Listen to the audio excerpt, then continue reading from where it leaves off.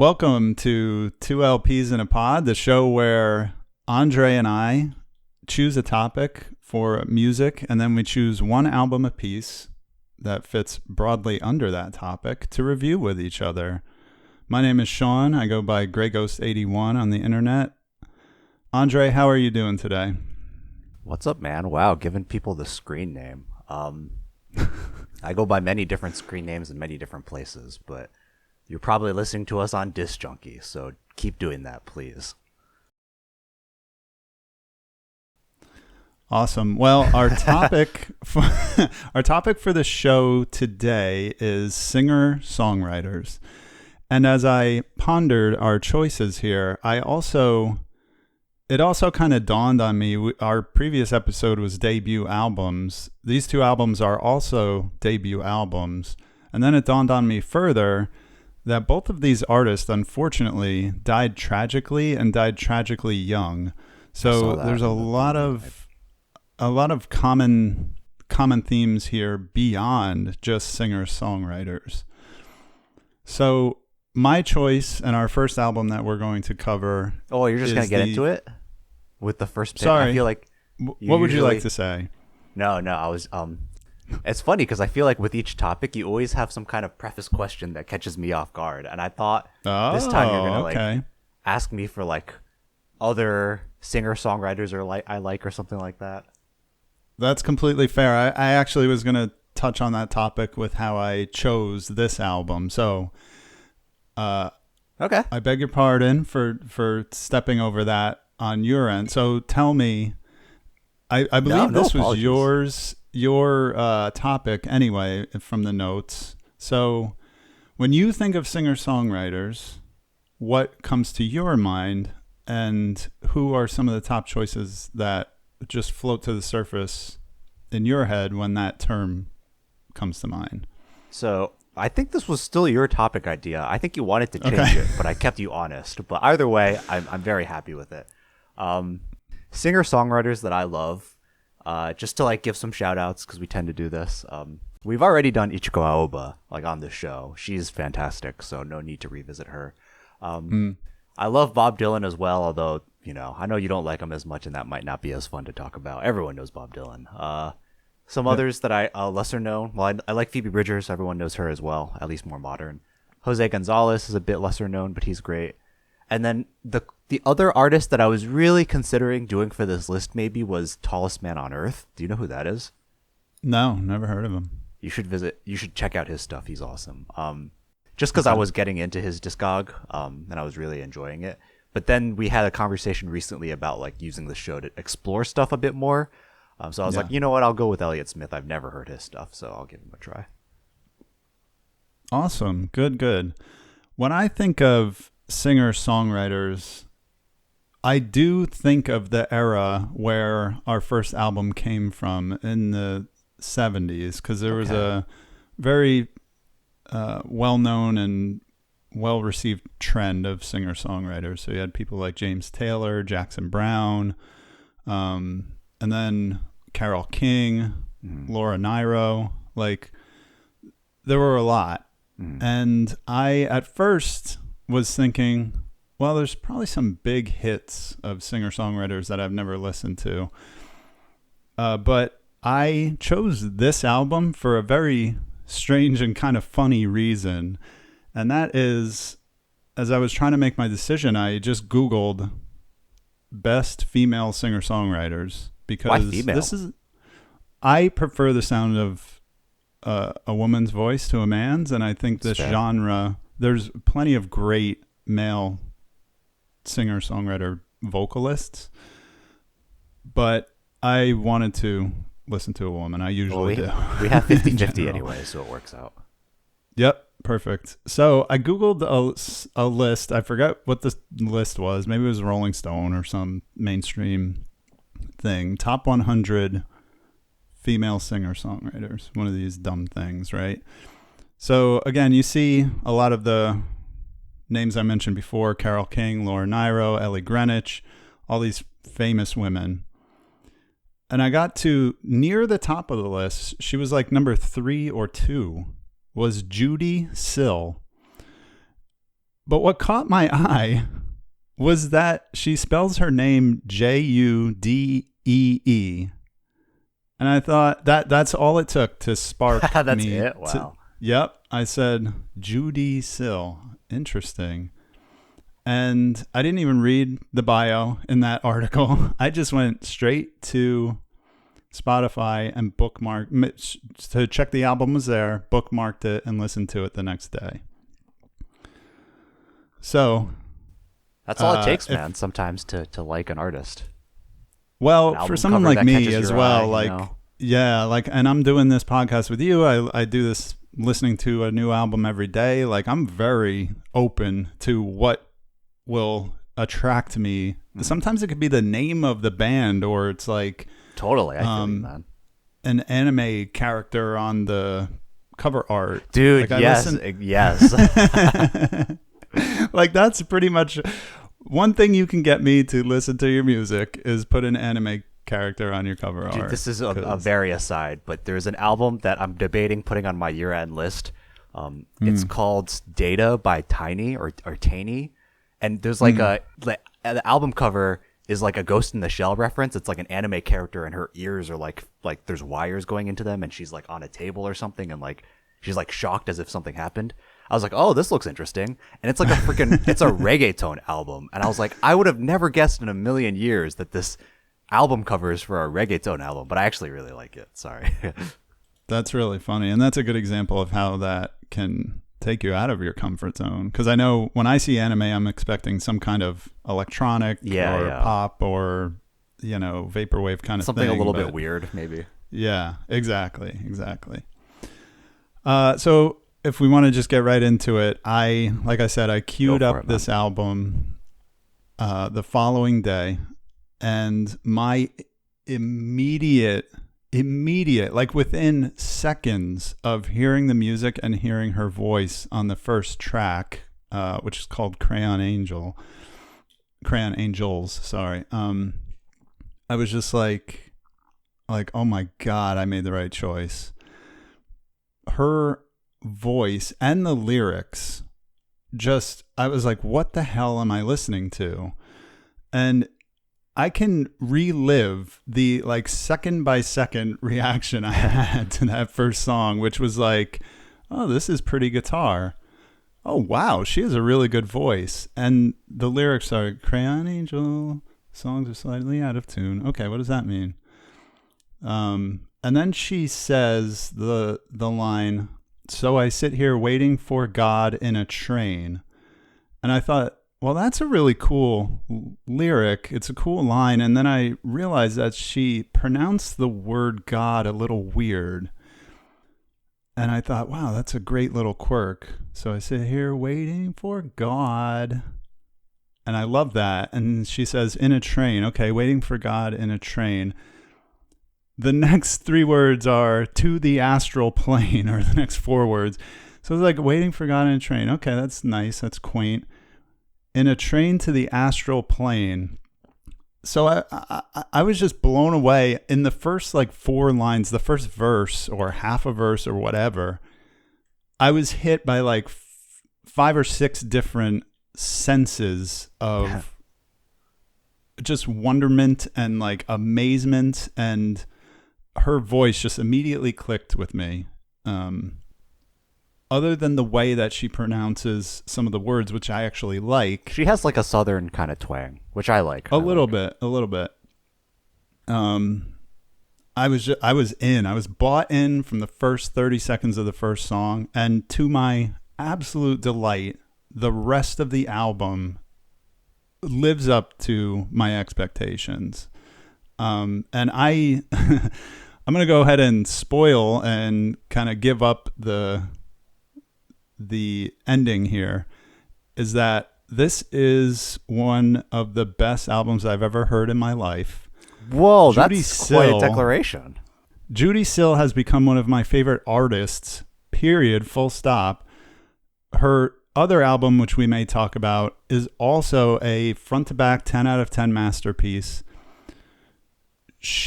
Her music has changed my life. And I want to mention something about our last episode. So in our last episode, I said I listened to each album about 2 times, and reviewing that episode, I thought, wow, that's kind of lame. Like, we're trying to do a musical review show here. Like, people who review movies watch them multiple times. Like, I gotta give, even if I don't like it, I gotta give these artists more respect. Well, that's fair. It wasn't a challenge here with Judee Sill, because since I started listening to her months ago, I've listened to both of her albums on an almost daily basis. So I've heard both of these albums dozens and dozens of times. And whenever I can't decide what to listen to at any given time, I will throw on one of these albums.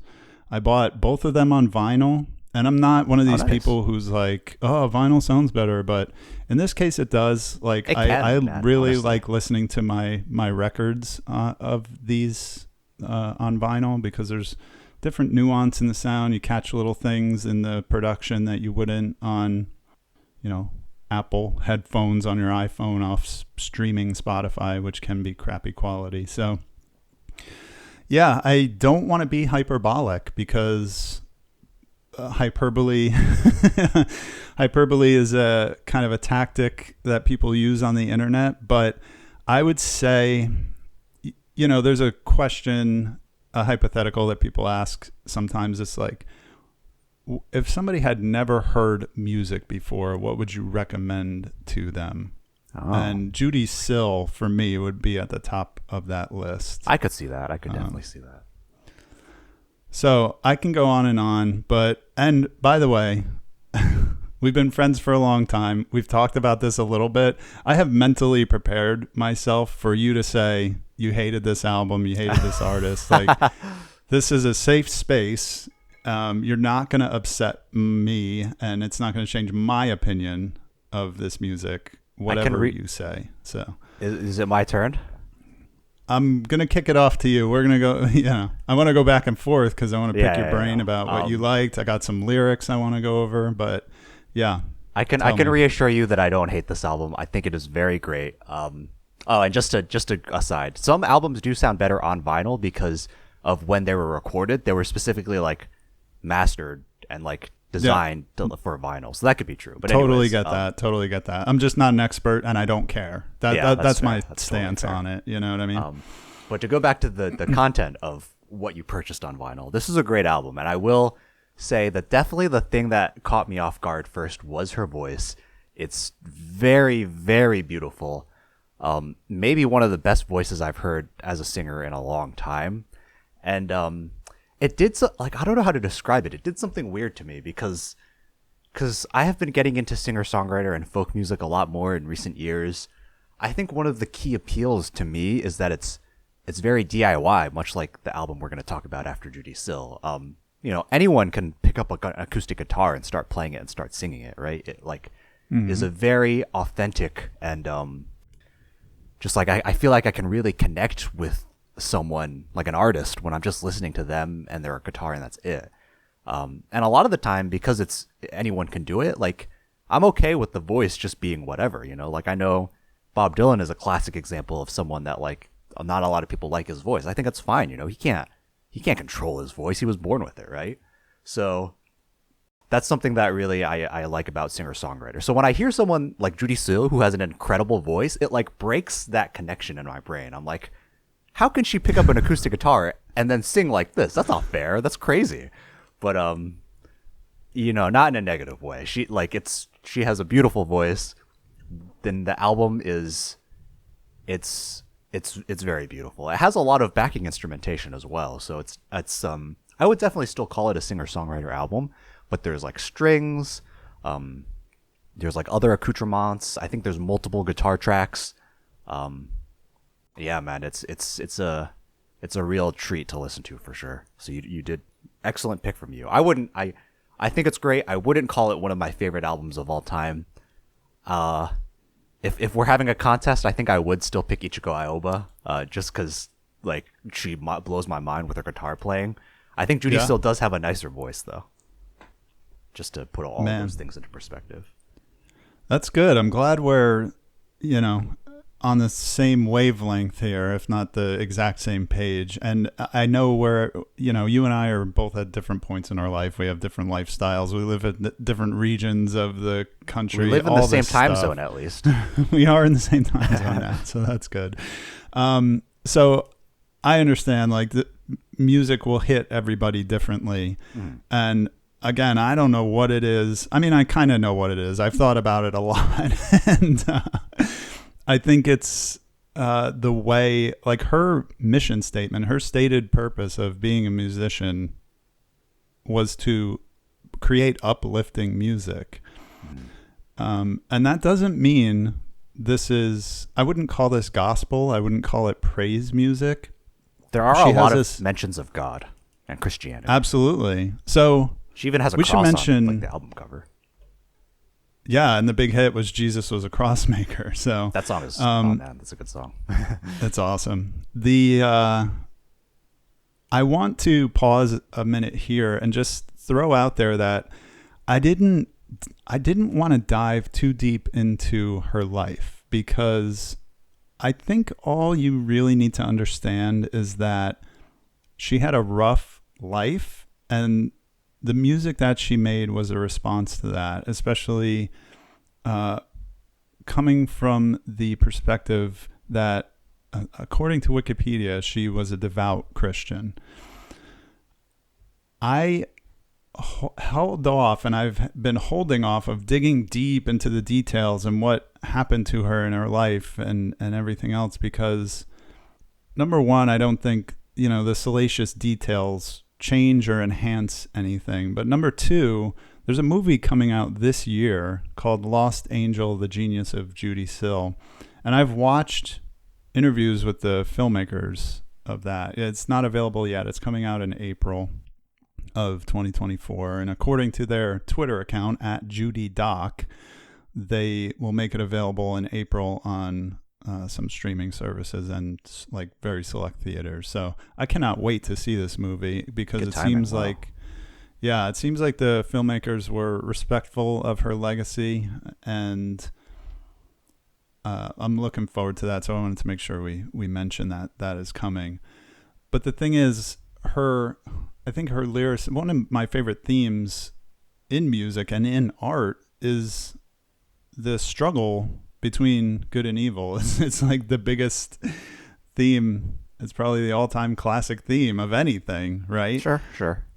And she really, man, she touches on these in such a way. Like, I know she says she wants her music to be uplifting, and it is, but she also said she's appealing to her music was an appeal to God to give people a break. And she makes a few references in both her albums to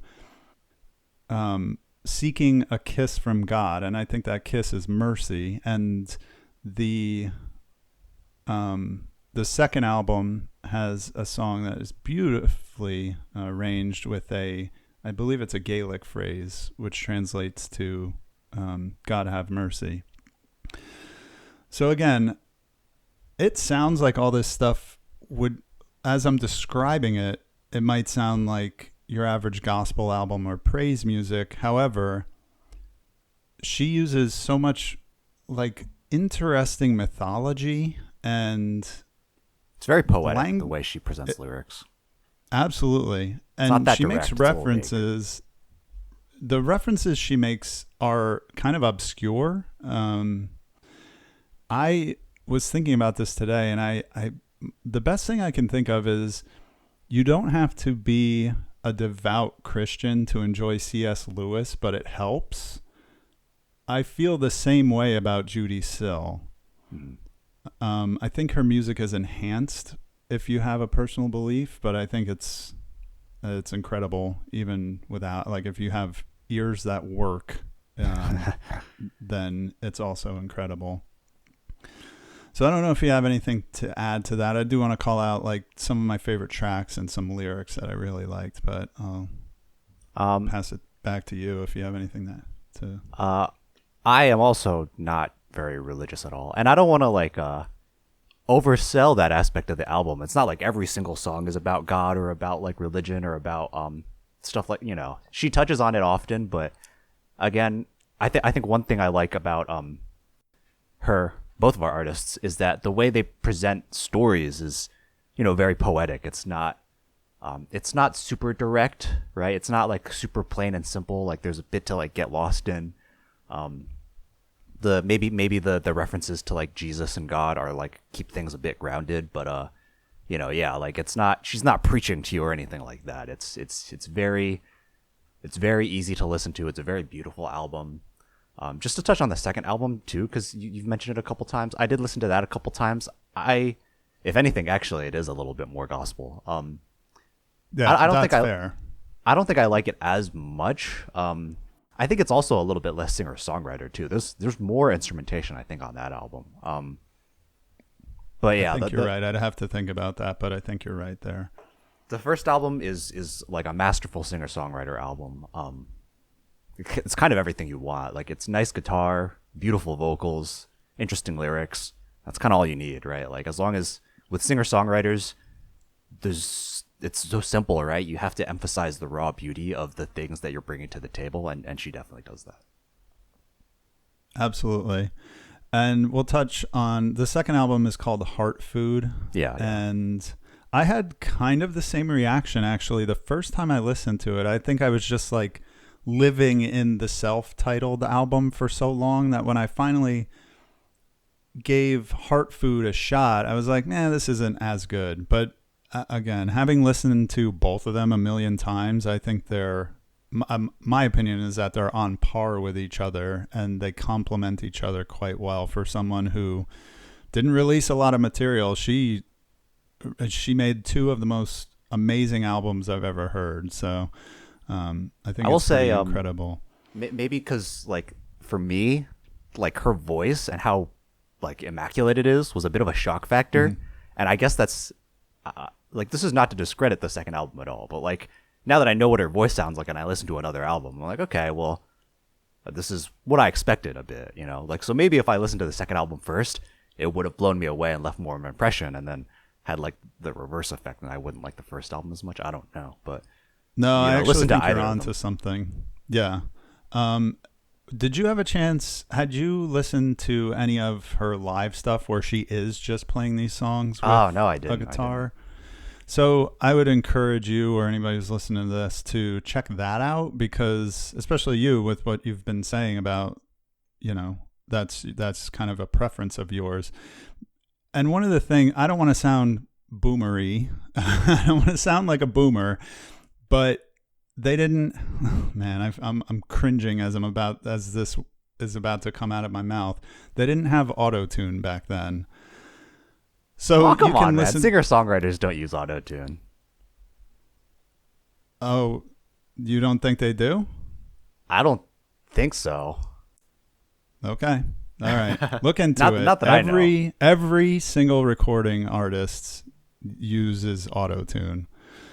Fair enough. Dang, that would really spoil like what I said earlier. Like, I really appreciate how singer-songwriters have imperfect voices.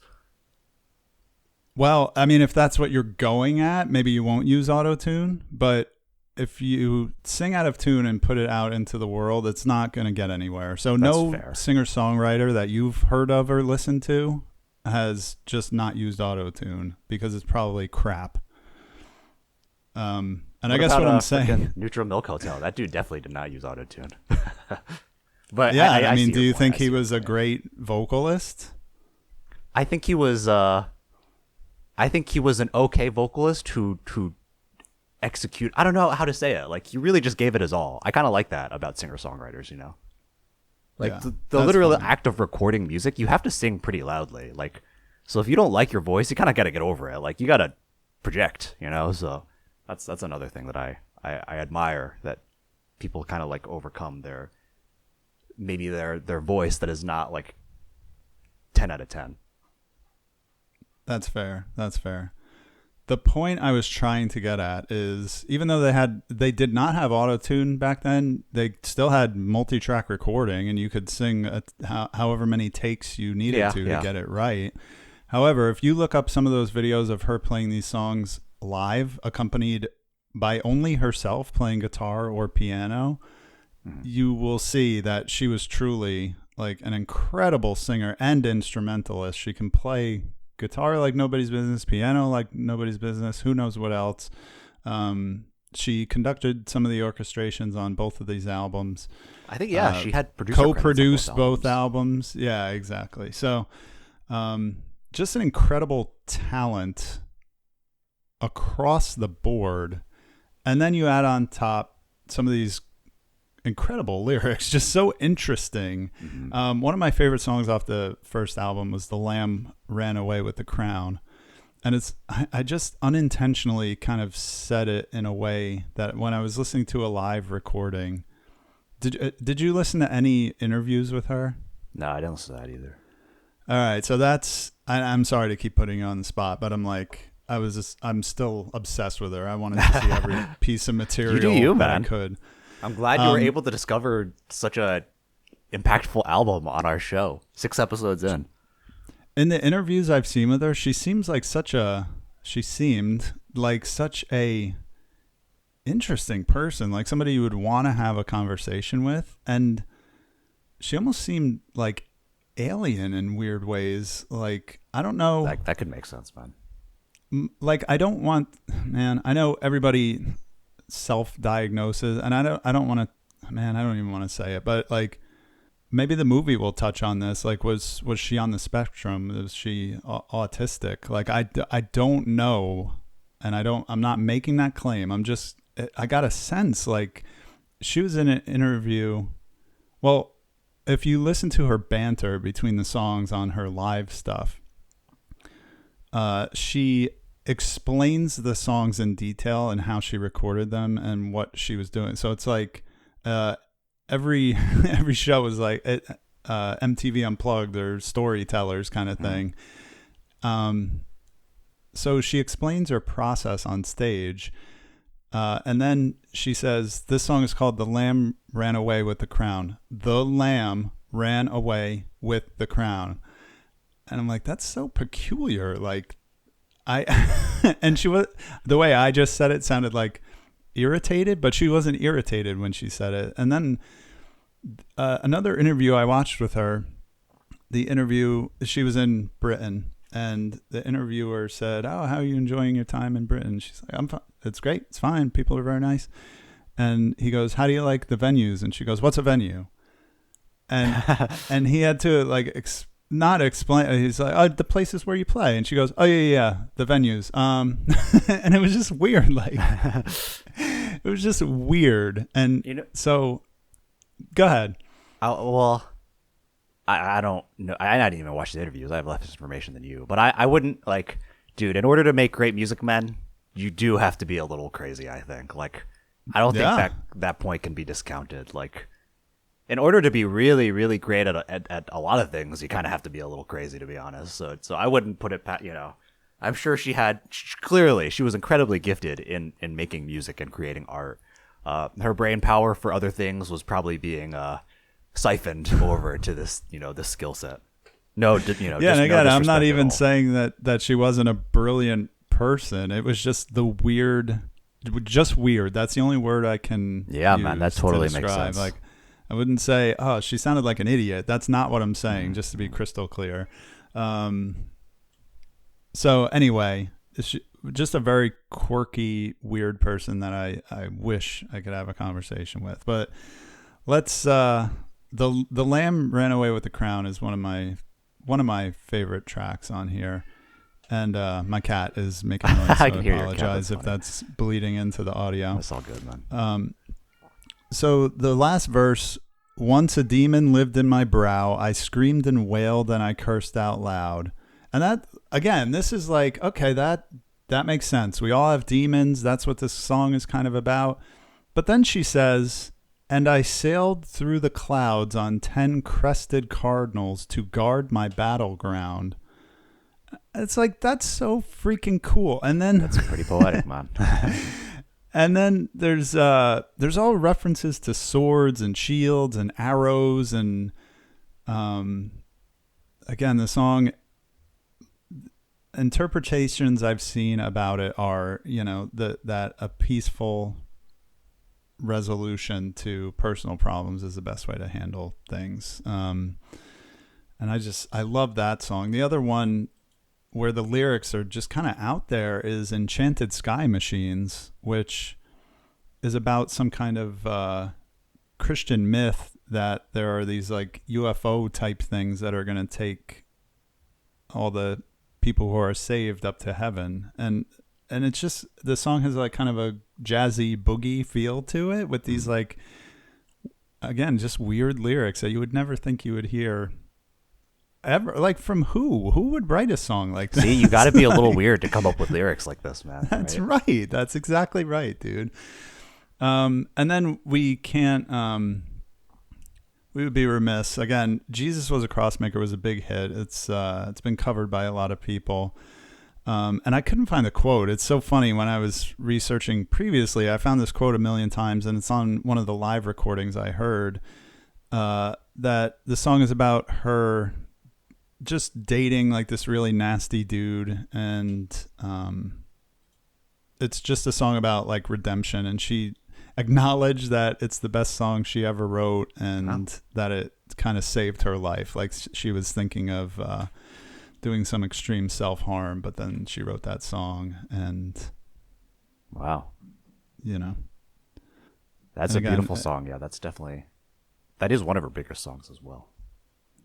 And I will say there's even though she only has these 2 studio albums, which I can't recommend highly enough, dude. Like when people ask me what are my favorite albums, these 2 are always going to be on that list. Wow, forever. Man, that's crazy. You know, that's awesome.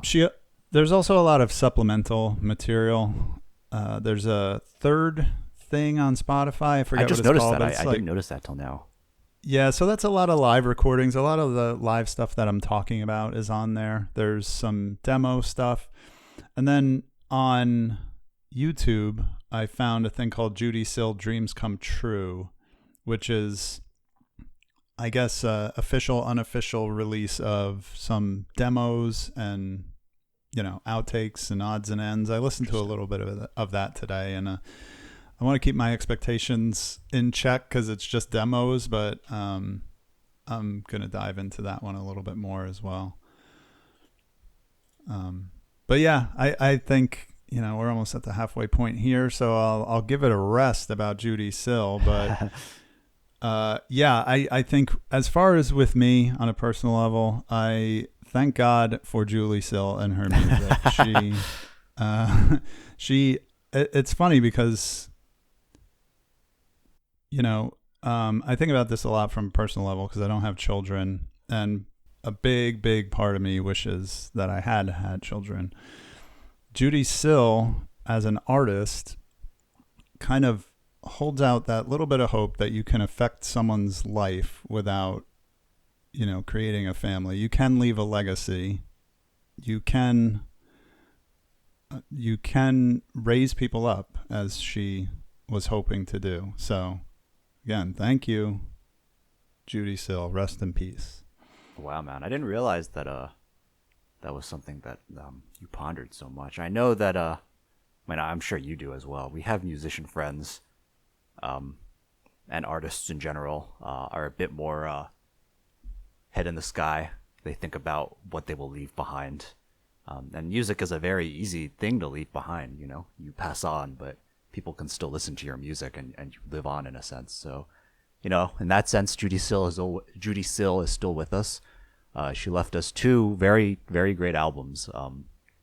And yeah, they're awesome, man. I think this is a bit of an underrated gem as well, you know, like there's definitely more popular artists from this era. But yeah, I mean, I don't want to, like, we've already talked about this album so long too, but we didn't touch on some of the production credits. Like, she had contributions from like Crosby and Nash, which is crazy. Yeah. Like, it's a very professional sounding singer-songwriter album, so it definitely deserves its flowers. And it's notable that this was the first album released on Asylum Records, which was like a subset of the David Geffen I saw you noted that, but label, I think. Know how that happened. Again, I don't remember. I watched whatever limited YouTube videos and interviews there were with her, I'm just, again, I was kind of just reserving my energy for when this movie comes out. I have very high hopes that, we'll learn more about that's fair. That's the whole history. But yeah, sorry, I had a thought based on what you were just saying, and I kind of lost it. But that's all right. Shoot, what the heck was I going to say? I don't About know. the production? I don't know. About... Well, you can revisit it if you want. Yeah. All right, Elliott Smith time? Yeah, let's get into Elliott Smith. All right, get into Elliott Smith. So my pick was Elliott Smith. Because I had never heard him, I went with the debut. As you have chided me for many times, that's how I like to listen to an artist's discography from start to finish. So yeah, Roman Candle, Elliott Smith, 1994. It's a singer-songwriter album. So how different could it be? But it is quite different, I would say. As different, maybe, as a singer-songwriter album can be, like these two picks. It's... I don't want to say it sounds a lot less professional, but it sounds a lot more DIY. That's a much better way to put it. I think I was reading about the production, and he only was using like a 4-track recorder or something. This was released in 1994. So most of the time it's just acoustic guitar and his voice. There is some, I think, multi-tracking, and then one of the songs has like electric guitar as well. But it's there's some fuzz. It's very much personal. I would also say in comparison, it's a lot sadder. It's definitely not as hopeful and uplifting as Judee Sill tries to be. Yep. And overall, I like the album. Like for me, it's pretty hard to like do singer-songwriter wrong because it's so many simple components. It's kind of like tried and true. I mean, it's like, I think I said this when we did Ichigo Aoba, like it's the most tried and true combo ever, right? Just like a person singing and playing guitar. This is a very good album. I definitely don't like it as much as the Judee Sill album, and I don't know as much about Elliott Smith and his story. As you said, he did pass away tragically under different circumstances, but he did release more albums than Judee Sill as well. I think he released like 6 or 7 or 8. I should fact check that. But he definitely has a story that and I guess an arc that he undergoes that I need to learn more about. Yeah, I mean, this is a good album. It's a very good singer-songwriter album. Nothing too wrong with it. I said earlier, I like how both of these artists approach storytelling. It's very poetic. It's not too on the nose. It leaves a bit to think over, and Elliott Smith is definitely doing that here. But with it being a sadder album, and I don't have anything wrong with sad music. Phoebe Bridgers makes really sad music, but I think maybe it's a bit more on the nose. Like, I really don't want to say this word, but like it feels a little bit melodramatic sometimes, like with singer-songwriters, because it's so raw. Sometimes I think about what it would be like to like be in the same room as that person and hearing them perform, right? Because it's just how personal that kind of music is. And with Judee Sill, I would just be like, holy crap, like this girl is an incredible singer. But with an album like this, like 10 songs just about being sad and about like death and like abusive relationships, I'll be like, dang man, like isn't there anything else you want to sing about? Like this is killing the vibe. I don't know, that feels very harsh, but like, it is how I felt after a little while. So those are my initial thoughts. What did you think about? And I know you know Elliott Smith a lot better, so what do you think about Roman Candle? Yeah, so I gotta say, I would call myself an Elliott Smith fan, if not like a little bit of a poser. Like I only have listened to a few of his other albums. I've never heard this one. And so you went out of order. You didn't do the Andre Tan patented method. Do you want to talk about this? Because this nobody should do this. And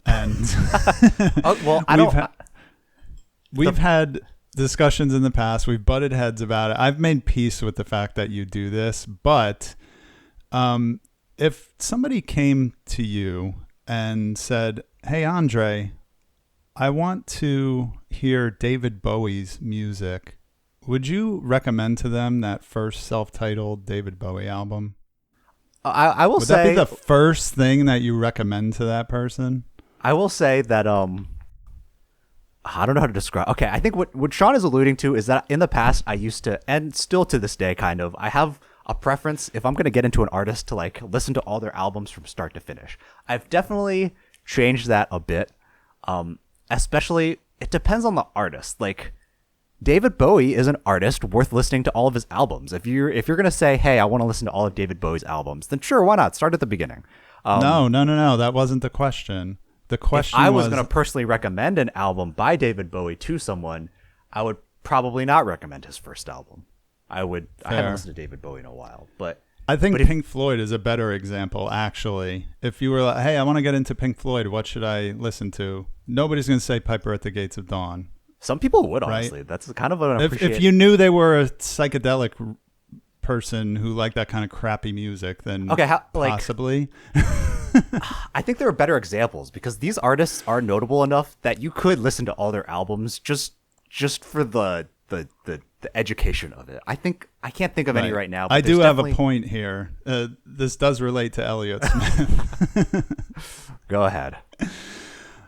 So Elliott Smith, like if according to again the Wikipedia article on this album, he recorded it at home while he was in his previous band called Heat Miser. It wasn't intended to be released as an album. He just made it, just exercising his songwriting skills or whatever. Like you said, recorded it at home with a 4-track tape recorder and 2 cheap microphones. And I think it's good as like a historical piece when a musician has passed away like this. Like I want to hear all the odds and ends, everything they did. But that's after I hear their great albums and get a better representation of what they were capable of. So I almost have like a sympathy for you when you do this, that you're like, well, I'm going to listen to the debut album and, like all the qualities of this album. I think you're saying he gets much better than this. Without a doubt, dude. Okay. Well, how would I know that? I have to, I want to form my own opinion. Elliott Smith album and listen to one of those results. Now we're getting on a tangent, but we haven't mentioned the artist Joni Mitchell, right? Okay, yeah, and I'm not super familiar with her. Oh, well, she's great. You should listen to her. I think you would. I know who she is. I know a bunch of her songs, but I've never listened to one of her albums. Hot take that will probably piss some people off, but I think her quote unquote best album, which is called Blue, I think, but it's a picture of her and it's blue. Yep. That album is overrated. I think, like, my problem is that, like, Joni Mitchell has a very large discography, and I think people boil it down to, Joni Mitchell. I want to say I've listened to Joni Mitchell. I'll listen to Blue because everyone says that's a good album, and then move on. She has better albums than that album. I think you should, like, go through some of her work. What? You're making the exact argument to me that I'm making to you, just with different criteria. I think Blue is overrated because I've listened to her other albums and I like them more. I didn't just go online and find a list that told me to listen to Blue first, Right.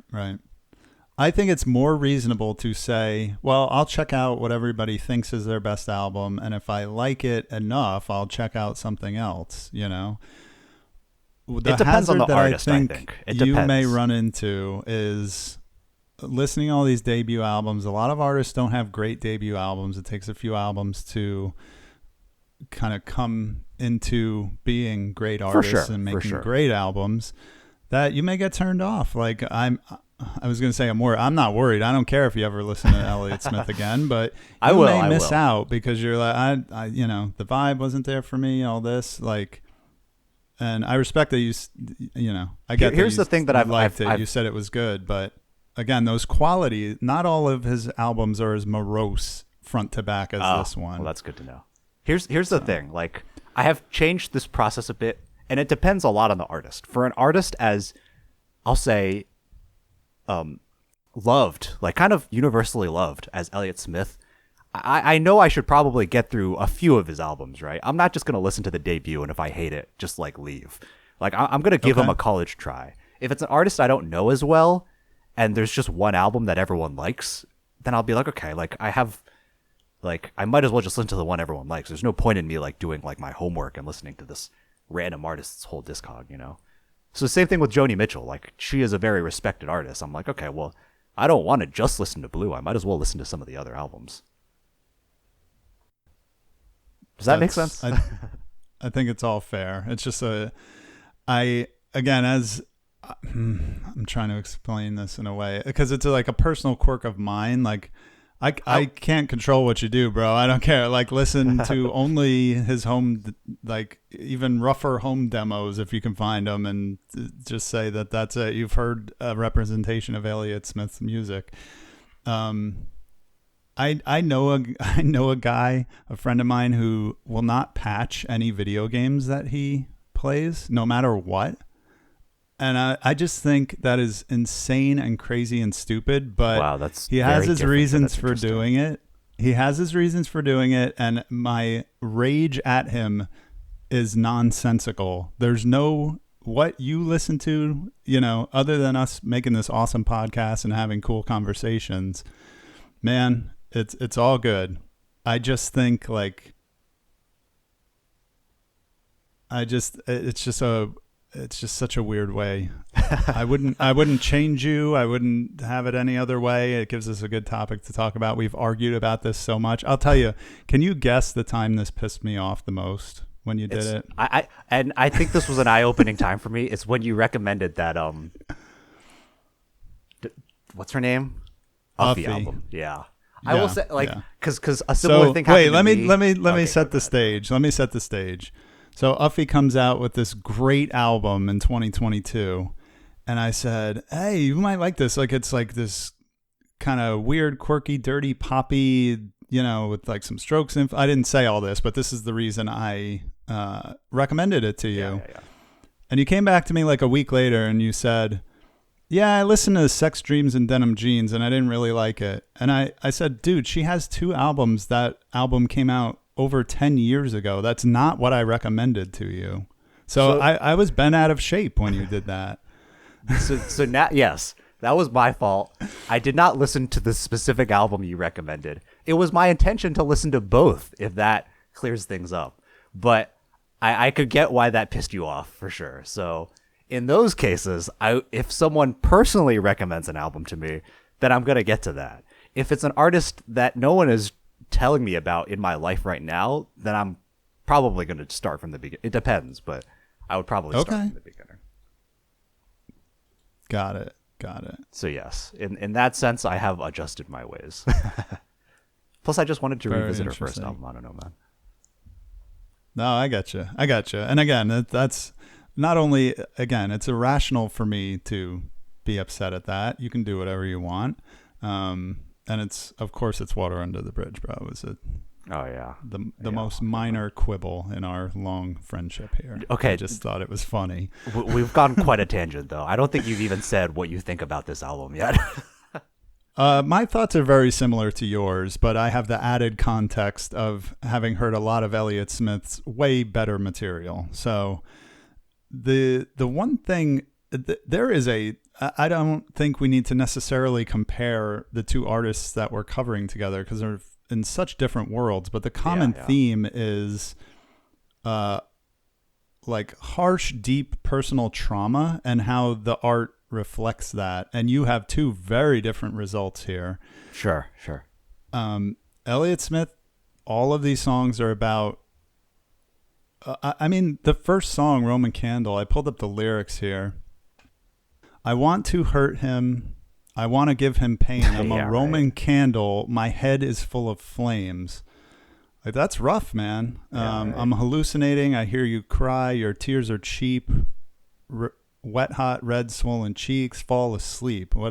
Okay, fall asleep means die in this context. I can venture a guess. So yeah, it's rough. And there's a time and place where I love this kind of stuff. Super Unknown by Soundgarden is one of my favorite albums of all time, and it has some of the best downer lyrics I've ever heard. And when I'm in the mood for it, I love that stuff.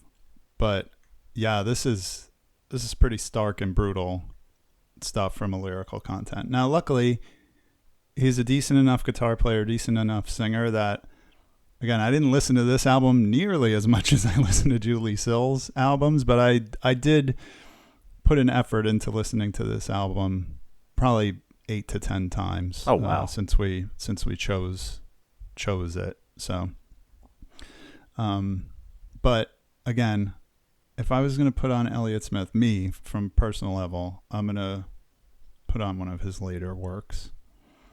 Would it be later than his second album? The second one's a self-titled, right? Yeah. That one's really good. I think you will see a huge difference between this album and that one. So we may have to do a brief follow-up if you end up listening to the self-titled album. Oh, wow. That's an interesting idea. Sure, why not? Because that's kind of the one I started out with, and that's what made me fall in love. Actually, one of the first songs I ever heard from Elliott Smith is a song called Coming Up Roses, which is on that self-titled album. And it's not, look, if you look into the lyrics, they're not happy. They're not. That doesn't sound happy, yeah. No, and contextually, I think maybe it's less on the nose, and that's why I like it a little bit more. Because I can take lyrics that are ironic or sarcastic in that way. Like write a song that's called Coming Up Roses, but you're using that term in a inverted way. You know what I mean? Yeah. But the tone of the song is a little bit more pleasant, let's say. And that's the first song I ever heard of him, and that's what got. If the first song I ever heard from him was Roman Candle, I don't think I would have gotten much further with his material. Wow, you would have just given up? See, maybe that's, like, we both listen to a lot of music, right? So I'm okay with, Yep. I think we've argued about this too, like, listen to music you don't like as much. I'm okay with that, you know, like, I'm okay with, like, a few duds here and there if I can get, like, a bigger picture. Oh, yeah, that's fair, too. I mean, there's many, many, many bands that I only like one song from them. So I totally get that. But you can only listen to something you don't like for so long, right? Yeah, sure. And this, we're being, like, I feel like I'm being very harsh. This is a good album. I liked this album. Like, this is a very good album. I just think when you were saying we don't want to compare, but, like, with singer-songwriter music, like, because there's so few elements, right? Like, it's kind of hard to not compare. Like you listen to two singer-songwriter albums, there's only guitar and vocals and lyrics. Like, there's only three things. It's very easy to, like, take one and swap out the other, you know? Yeah, absolutely. And I agree with you. This is good. If I had written any of these songs, I'm not sure I could go to the depths that it took personally to write these songs. It's very vulnerable, you know? I respect that. Right. Let's say not lyrically, but musically. Like, if I could sing and play guitar as well as he does on this album, I'd be happy. I'd be thrilled with myself. Yeah. So, I don't want to take anything away from, like, that, the musical talent that was always there with him. So, I would also recommend Heat Miser. Like, they were rad. I didn't know about that. That's interesting. I'll check them out. Yeah, great stuff there. They have only a couple albums, if I remember correctly, but they're pretty great. Dude, to go on one last tangent, to go to Phoebe Bridgers again, because I love her so much. I think you would really like her. I'll throw it out there. I never listened to her. I know she's, like, really big. I just have never. She is awesome, man, and she. You said something earlier about, like, very dry and or sarcastic or something, like, lyrics. Like, she approaches her music is very sad. There's no denying that. But, like, I think she approaches it in a very maybe more profound or, like, interesting way. Like, one of my favorite songs by her is I love a lot of her songs, but she has a song ICU, and it's like she complains that she used to, like, live near a hospital or something, and like near an ICU. And she would get annoyed when the ambulance would wake her up at night. Like, oh, like, someone is dying. I don't, like, let me go back to sleep. This is annoying. Like, I'm like, dang, that is dark, but that's so. Yeah, but see, that's a really good songwriting topic. That's what I'm saying. Because she's putting on the table this personal conflict between the triviality that's in her life of the siren waking her up and the life-threatening situation that the person in the ambulance is in. That's great. You just telling me about that makes me want to listen to her. That's what more. I hope. You just persuaded me to check out that song. I think I might have cited the wrong song though. My apologies. I'll find it later and or maybe like put it on screen. I'll definitely send it to you. But yeah, Awesome. I like the poetic approach. It's hit or miss. When someone is being that vulnerable, sometimes you can recoil, right? You're like, oh, like why are you telling me all this? But like, yeah, or like, dude, get help. Like I feel bad. Like, yeah, what can I do? Can I make you some soup? Like, you want to talk? Like, I would if I saw if I was at like a intimate venue or like a party where I would actually be able to talk to him, and I heard Elliott Smith play this album for me, I definitely want to be like, hey man, that was awesome. And I just try to have a positive conversation with him. I don't know. Yeah. Well, I mean that's art. I think this was a great set of albums to pick. Again, not to compare them to each other, but one to me seems to reach the highest highs, and the other one reaches some pretty low lows. So very interesting juxtaposition of those two, like kind of tones. Dang man, this is our longest recording yet. But do you want to also wrap it up? And I see you open the theme ideas. So your mind is where my mind is. Yeah, sure. I don't have anything like that's jumping out at me. So what were some of your ideas? And I'll pick one as well. I don't have one that's jumping out at me either. Like I thought about this a little, and I know that you like the show for discovering music. But one thing that I have been thinking about is doing our favorite all-time EPs. But then you would be picking something that you know. And to be honest, and again, that's fine. I don't want to just like, oh, I'm never going to listen to something I've heard before. I would love to brag about or recommend or show people stuff that I already know and love. So we could do that, but I also think that my favorite all-time EP, I would want to talk about it for me. I don't know if you'd like it that much, honestly. It's a very interesting pick. Well, now, I mean, come on, you're intriguing. You're making me want to pick that more. I have a very circuitous way for convincing people for whatever reason. Hey, you've done well. I mean, I do want to listen to Phoebe Bridgers now.